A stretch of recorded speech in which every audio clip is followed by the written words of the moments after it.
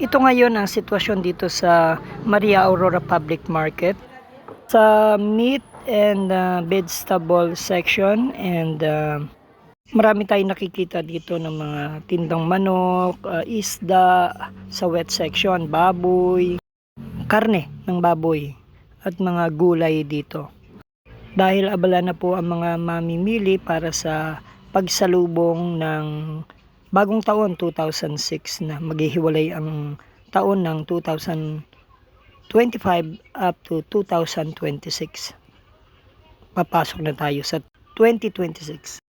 So abala yung mga tao sa pamimili ng kanilang ihahanda sa New Year celebration o Thanksgiving, pasasalamat sa buong isang taon. Meron din tayong mga pinuntahan dito ng mga gulayan, mga pangsahog, sa kanilang mga ilulutuin, kasama din ng mga iba't ibang prutas. Ang mga tao ay pabalik-balik at sila ay namimili.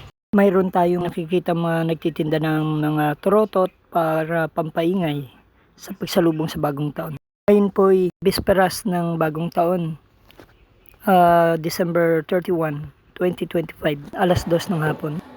Toy! Doon kayo magbabagong taon? Hindi natin? Doon?